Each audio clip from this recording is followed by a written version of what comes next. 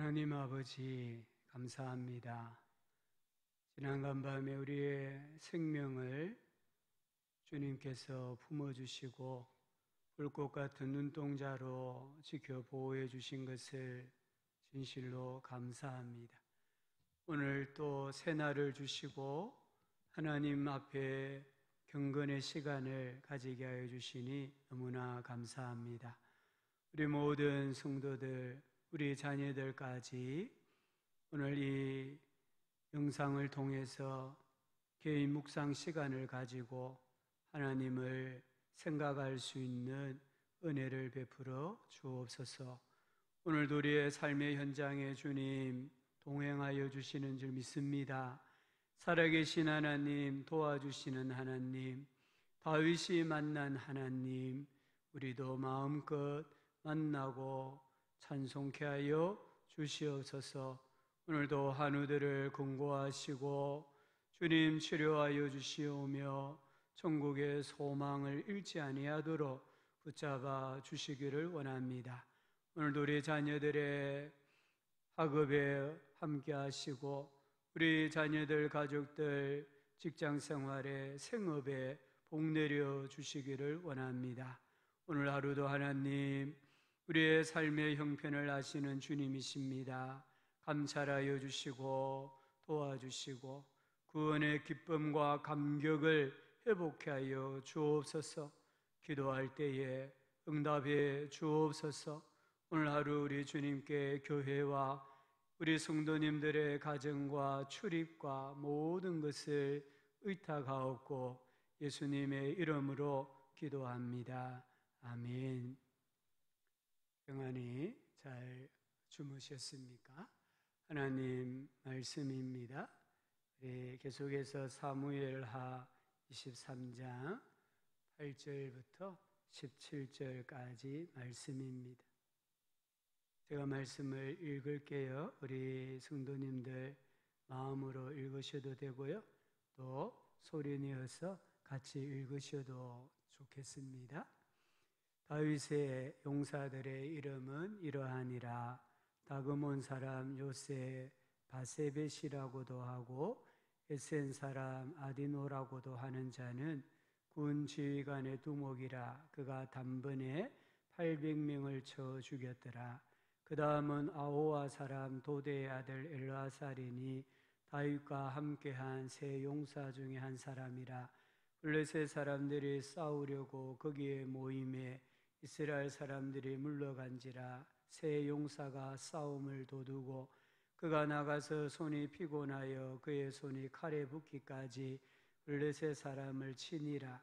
그날에 여호와께서 크게 이기게 하셨으므로 백성들은 돌아와 그의 뒤를 따라가며 노력할 뿐이었더라.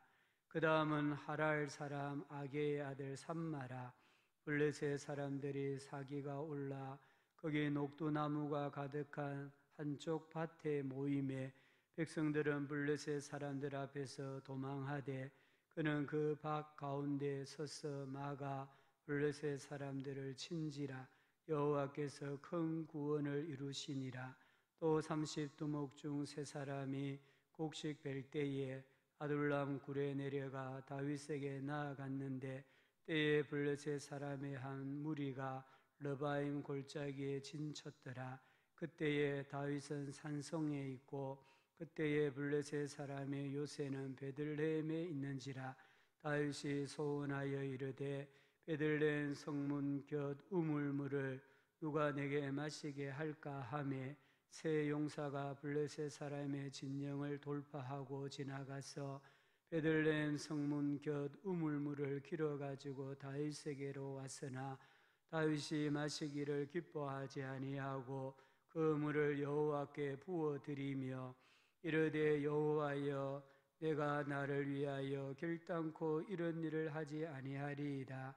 이는 목숨을 걸고 갔던 사람들의 피가 아니니까 하고 마시기를 즐겨하지 아니하니라. 세 용사가 이런 일을 행하였더라. 아멘. 오늘 말씀은 우리가 잘 아시는 것처럼 23장 1절에 보니까 이는 다윗의 마지막 말이다라고 했습니다. 다윗이 인생의 마지막에 우리가 보았던 22장도 그렇고 이 23장을 그가 고백을 하고 있는 거예요. 저는 다윗이 이런 면에서 참 부러운 사람입니다. 다윗은 고난을 아는 사람이잖아요. 우리가 성경을 통해서 역사를 통해서 아는 것처럼 다윗은 많은 고난을 당했습니다. 그가 왕으로 기름 부음을 받았지만 약 10년 동안 도망자로 살았지 않습니까?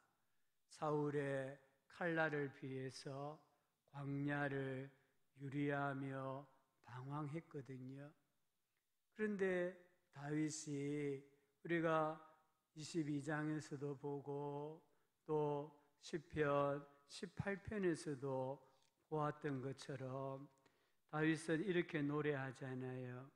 여호와께서 다윗을 모든 사울의 원수의 손과 사울의 손에서 구원하신 그날에 다윗이 이 노래의 말씀으로 여호와께 아뢰어 이르되 여호와는 나의 반석이시요 나의 요새시요 나를 위하여 나를 건지시는 자시요. 다윗은 고생했던 시기에 하나님을 원망하지 않습니다. 오히려 그가 만난 환경과 상황 속에서 그때마다 나타나셔서 도와주셨던 하나님을 찬송을 합니다. 참 그의 신앙이 부럽게 느껴집니다. 또 다윗은 왕이 되고 나서 그가 얼마나 많은 가정에 풍파가 있었는지 모릅니다. 자식들로 인해서 엄청난 마음의 아픔이 있었고 아들 반란으로 야반 도주를 해야 했잖아요. 또 충성된 신하들의 자기의 생각대로 충성함으로 다윗이 또 얼마나 많은 오해를 받았고 아픔을 겪었는지 몰라요. 그런데도 다윗은 인생의 마지막에 자기의 인생을 이렇게 정리를 하면서 원망이 없습니다. 불평이 없습니다. 하나님께 감사하는 것을 봅니다. 그런 의미에서 다윗은 참 부러운 사람이고 하나님의 사랑을 입은 사람은 어떠하게 마지막을 맞이해야 하는가를 가르쳐주는 귀한 모델이라고 생각을 합니다. 다윗은 오늘 우리가 어제 아침에도 김인우 목사님 말씀을 통해서 묵상했습니다마는 23장 1절에 보면 이는 다윗의 마지막 말이라 이새의 아들 다윗이 말하며 높이 세워진 자 야곱의 하나님께로부터 기름 부음 받은 자 이스라엘의 노래 잘하는 자가 말하노라. 다윗은 자기 자신을 정확하게 이해를 하고 있었습니다. 다윗은 나는 왕이다 이렇게 말하지 않습니다. 물론 여기 높이 세워진 자 목동에서 왕이 된 걸 말합니다. 야곱의 하나님께로부터 기름 부음 받은 자 왕이란 걸 말합니다. 그런데 이 말씀의 의미는 내가 잘나서 내 스스로의 힘으로 왕이 된 게 아니다 이런 뜻입니다. 하나님의 은혜로 내가 목동이었는데 왕궁에 있다. 하나님의 은혜로 내가 지금 기름 부음 받은 하나님의 절대 보호를 받고 하나님께서 나를 통해 일하고 계시는 자라라는 자아상을 분명하게 가지는 것을 볼 수가 있습니다. 또 자기를 가리켜서 이스라엘의 노래 잘하는 자다. 여기 잘하다 이 말의 히브리어 뜻은 기쁨을 주다 이런 뜻이에요. 사랑스럽다 이런 뜻입니다. 하나님에게 기쁨을 주는 사람, 하나님에게 사랑스러운 존재, 얼마나 다윗이 멋있습니까? 다윗은 자기의 인생을 하나님의 은혜가 아니면 도저히 생각할 수 없는 자다 이런 뜻입니다. 사도 바울이 내가 나된 것은 하나님의 은혜다라고 했지 않습니까? 그와 같이 우리 성도님들 내 인생의 마지막에 다윗처럼 이렇게 고백하시면 좋겠어요. 나의 나된 것은 하나님의 은혜였다. 지금까지 하나님의 은혜로 살아왔다. 이렇게 여러분의 가족들에게, 후손들에게 말씀을 들려주는 우리 부모님들, 신앙인들이 꼭 되시기를 바랍니다. 오늘 8절부터 마지막 절까지 보면 다윗의 용사들의 이름 명단이에요. 8절에 보면 다윗의 용사들의 이름은 이러하니라. 그러면서 다윗이 다그몬 사람 요셉 바세벳이라고도 하고 붙어서 자기와 힘을 모아서 하나님의 나라 이스라엘을 건설했던 충성된 용사들의 이름을 일일이 나열을 하고 있습니다. 오늘 이 말씀을 자세히 읽어보면 승리한 용사들을 말을 하는데 그 승리의 주체가 누구냐면 다윗이 아니에요. 용사들도 아닙니다. 하나님이세요. 10절과 12절에 보면 여호와께서 크게 이기게 하셨으므로 라고 했어요. 여호와께서 큰 구원을 이루시니라.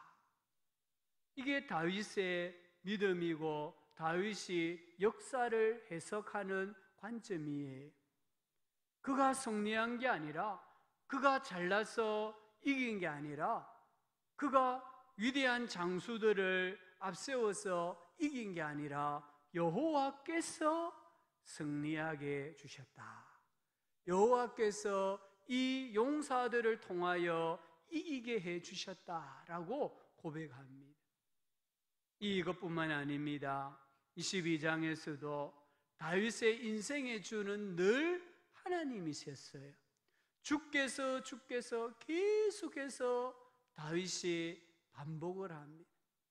주님이 아니었다면, 주님이 도와주시지 아니하셨더라고 하면 나는 지금 존재할 수도 없고 이 나라가 세워질 수도 없었습니다 라고 고백합니다. 우리 성도님들, 지금까지 살아온 나의 삶의 주체가 누구십니까?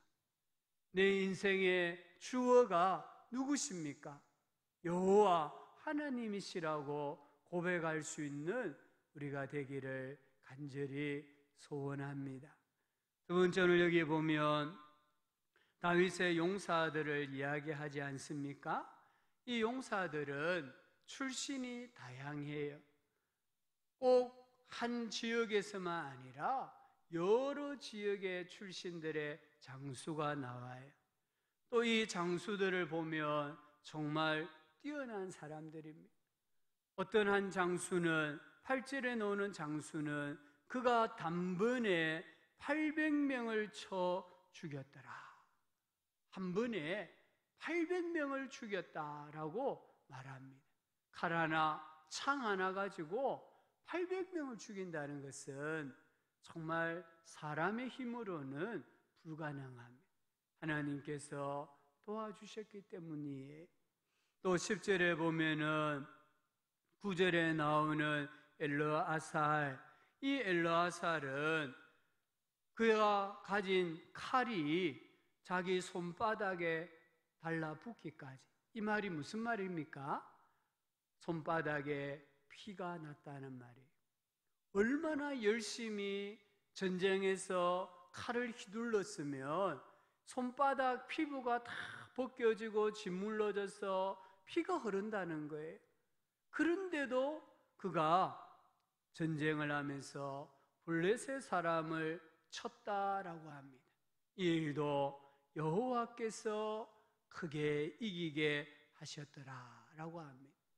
또 이 다윗의 용사들은 어떠합니까?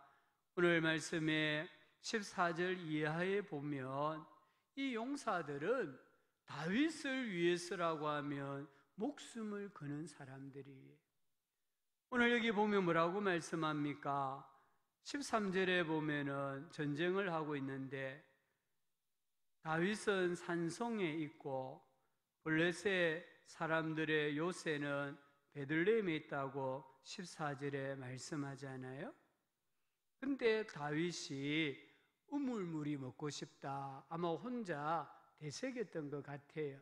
그 말을 듣고 16절에 보면 3명의 용사가 블레셋 사람의 진영을 돌파하고 자기 목숨을 거들떠보지 아니하고 다윗의 소원을 이루기 위해서 이 블레셋 군대를 진격해서 베들레헴 성문 곁에서 우물물을 길어왔던 것을 말씀합니다. 다윗은 이와 같은 용사들이 있었던 거예요. 그래서 그가 통일왕국을 견고하게 유지하고 하나님의 뜻을 이루어갈 수가 있었습니다. 이 다윗의 용사들 한마디로 표현하면 감동을 주는 용사들이에요. 특별히 이 마지막에 나오는 세 용사, 이 용사들이 물을 길러왔을 때에 다윗이 뭐라고 말합니까? 다윗이 내가 이 물을 마실 수가 없다는 겁니다. 왜 그렇습니까? 그 물은 물이 아니라 피입니다. 누구의 피입니까? 세 용사의 피와 같은 생명과 같은 그 물이었어요. 그래서 자기가 마실 수 없습니다. 그래서 하나님 앞에 부어드립니다. 하나님을 감동시키고 다윗을 감동시키는 용사들이 있었기 때문에 다윗은 많은 환난과 풍파를 겪었지만 다윗은 사명자로 끝까지 살아갈 수가 있었습니다. 사도 바울도 마찬가지잖아요. 사도 바울이 로마서 16장에 보면 로마 교회에 많은 사람들을 소개하잖아요. 그 가운데 보면은 브리스길라와 아굴라 부부가 나옵니다. 이 부부를 소개하면서 복음을 위해서라고 하면 자기 목숨도 아까워하지 않고 내어놓은 부부다 했습니다.